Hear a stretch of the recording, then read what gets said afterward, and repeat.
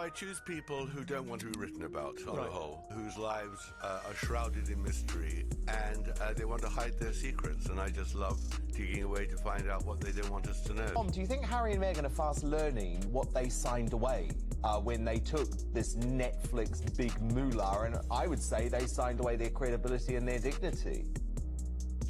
Well, that's our view, but it's not theirs. They need the money, and they need it now more than ever because they've got no other source of income.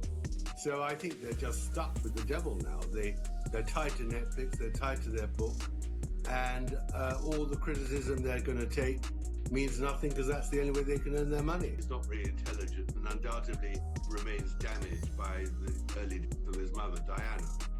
And he very foolishly blames the media for her, in his words, which is complete nonsense. But I think he loved the adulation. He loved it when he was being praised, especially when he was a soldier. But then he became criticized, firstly because he became drunk in public.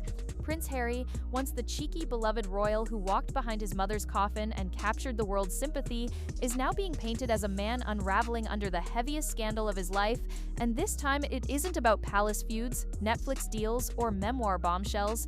It's about the very foundation of who he is as a father. Tom Bower, a man notorious for digging up the ugliest royal truths, has dropped his most explosive claim yet, questioning whether Archie and Lilibet are even biologically Harry and Meghan's children. And while Harry scrambles to hold his crumbling image together, Meghan's silence, lawyers, and secrecy only pour gasoline on the fire. The fairy tale that was supposed to be their escape from palace life is being ripped apart in real time, and what was once whispers on obscure forums has erupted into mainstream debates, trending hashtags, and deafening calls for DNA tests. This scandal doesn't just threaten their brand, it threatens their place in royal history itself. But before we dive into the shocking details and unravel how this crisis spiraled so far out of control, make sure to like this video, subscribe to the channel, and click the notification bell so you never miss the latest updates on the royal family and beyond. Because what you're about to hear is the kind of truth that can't be ignored. You hoped your children, Archie and Lilibet, would have had that you think they won't be able to now with this decision? Well, for a start, the only time that I've come back to the UK is sadly for funerals or court cases. Meghan, the Duchess of Sussex, is marking her daughter Lilibet's 4th birthday by sharing some personal photographs. A rare sighting of a little girl seen in this picture with her father, Prince Harry, and now her mom. The child's face is partially covered as the royal couple is known to fiercely guard the privacy of their 2 children. On Instagram, Meghan wrote, "Happy birthday to our beautiful girl. 4 years ago today, she came into our lives, and the day is brighter and better because of it." And that's why I think, I think Tina is a great journalist, and perhaps she has inside information. I don't see how the Sussexes can give up both the Netflix and the book deal. They won't be living in a Montecito cottage.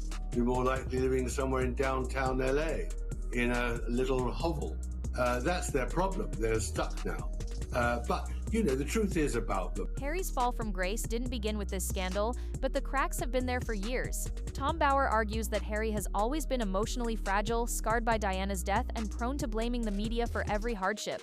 For a while, his public image survived on charm, military service, and the adoration that came with being the fun prince, but it all changed when the world began to see a different side: drunken escapades in public, the shameful Nazi uniform costume, and the infamous Las Vegas incident where photos of him naked spread across the tabloids. Each scandal chipped away at the cheeky prince persona and revealed a man who struggled to face criticism without crumbling.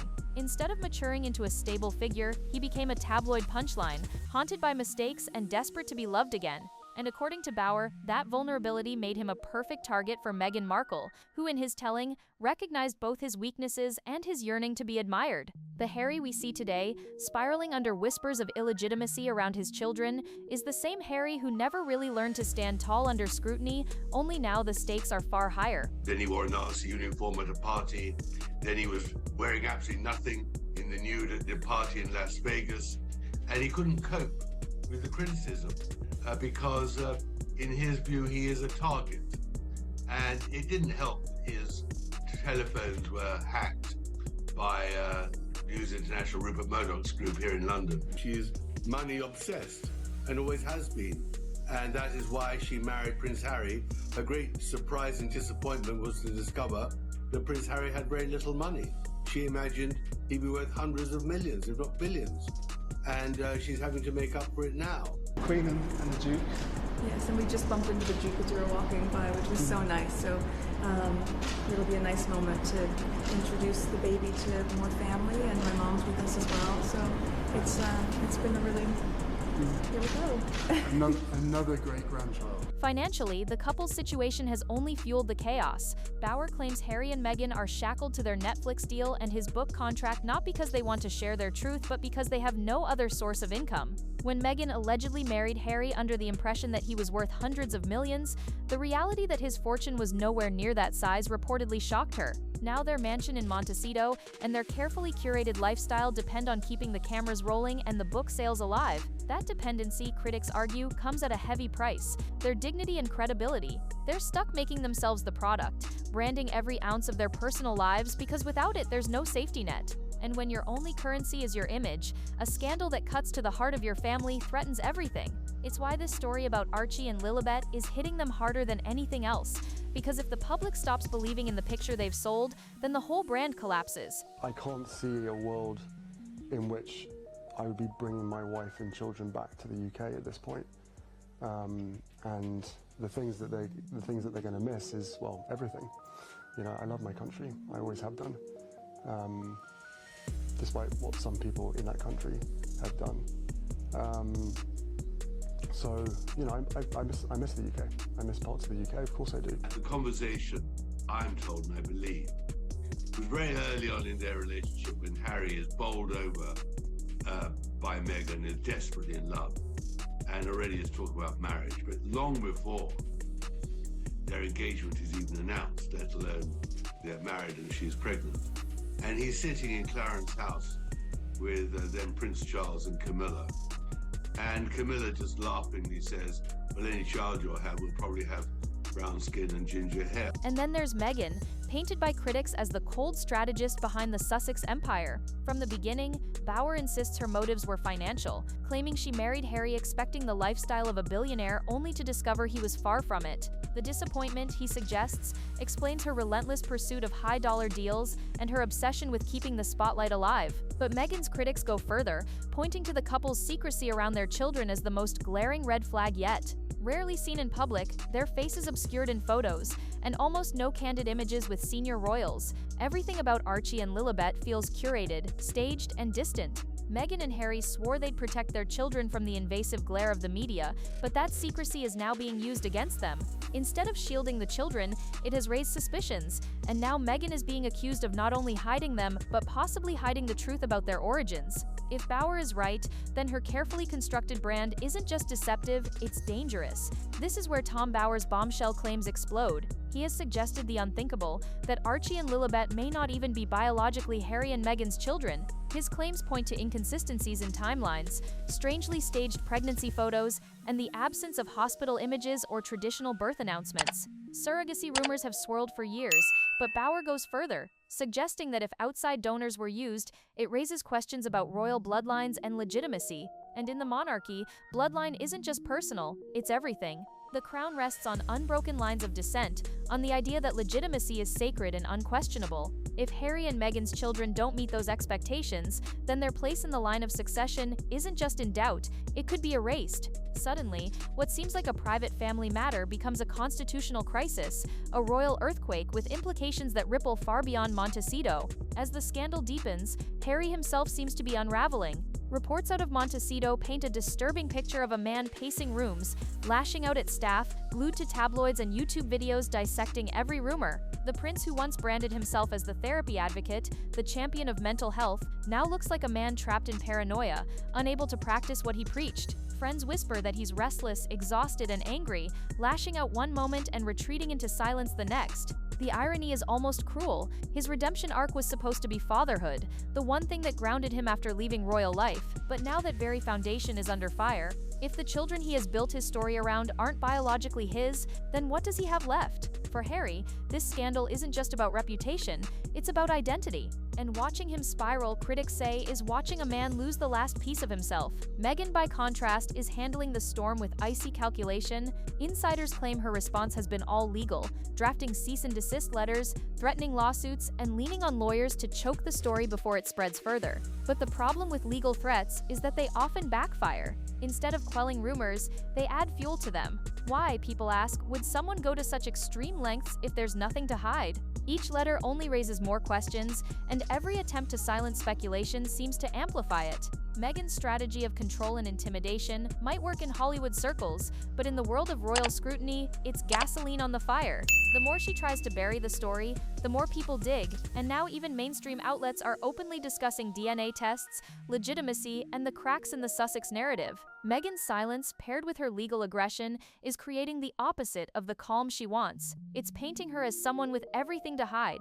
Meanwhile, the royal family's silence is deafening. Unlike William and Kate's children, who are constantly photographed with Charles, Camilla, and the late Queen, Archie and Lilibet have almost no documented moments with senior royals. No birthday greetings, no candid family photographs, not even the staged warmth that usually accompanies royal grandchildren. The absence is so striking that observers are asking if it's deliberate. Has the palace quietly distanced itself to avoid being dragged into a scandal they suspected might one day explode? If so, their silence isn't just indifference, it's protection. Insiders whisper that Charles has been advised to keep his distance, that even a show of public support could tie the monarchy to a potential crisis. The result is a chilling silence that speaks louder than any statement. By refusing to engage, the palace might be sending the clearest signal of all. They don't want to be associated with Harry and Meghan's children because they may not believe the story themselves. That silence has only amplified the calls for DNA testing. What started as whispers on forums has now erupted into mainstream conversations,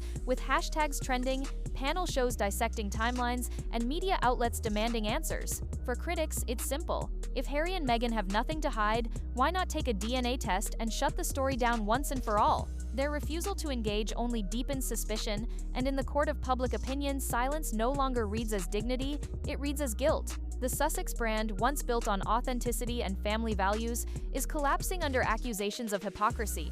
People remember the polished Netflix documentaries, the Instagram posts about healing, the speeches about honesty and transparency, and now they see a couple refusing to answer the most basic questions about their children. The contrast is too glaring, and the result is devastating.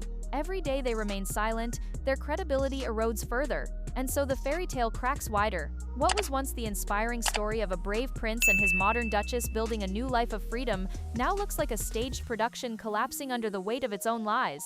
Harry faces two unflattering portraits.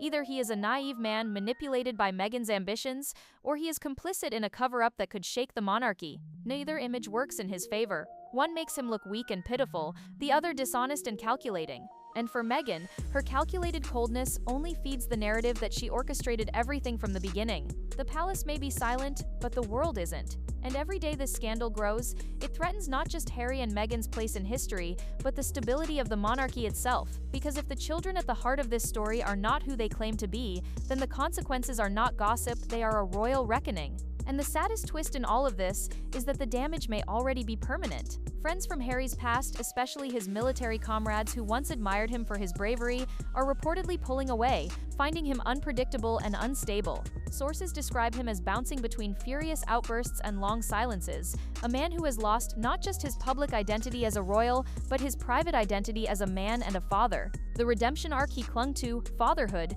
now sits in question, leaving him adrift. It's tragic because this was the one role that gave him purpose after abandoning royal duties, and if even that is stripped away by suspicion, what foundation does he have left? Critics say the unraveling is visible in every appearance. His posture, his tone, his restless energy. He was once the bold prince who challenged tradition, but now he looks like a man who can't even defend his own truth. The more he clings to silence, the more he feeds the whispers, and the whispers are starting to roar.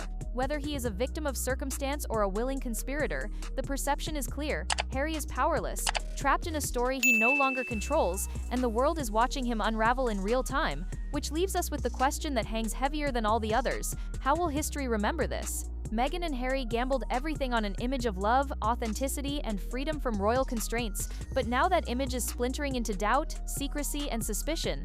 the palace seems content to let them twist in the wind, distancing itself while the storm rages louder. The public, once captivated by their fairy tale, now demands proof in the form of DNA tests and transparency they refuse to provide. And without answers, speculation is rewriting their legacy into something darker. If they continue to remain silent, the suspicion will not fade. It will grow, fester, and eventually cement itself as the version of history that people believe. The Sussex fairy tale may have begun with the promise of a fresh chapter outside palace walls, but it risks ending as a cautionary tale about secrecy, ambition, and the cost of controlling the narrative. Because at the heart of all the drama, all the money, and all the palace politics lies one haunting question that will not go away: who are Archie and Lilibet really? Until that truth is answered, Meghan and Harry's story will never escape the shadow of doubt.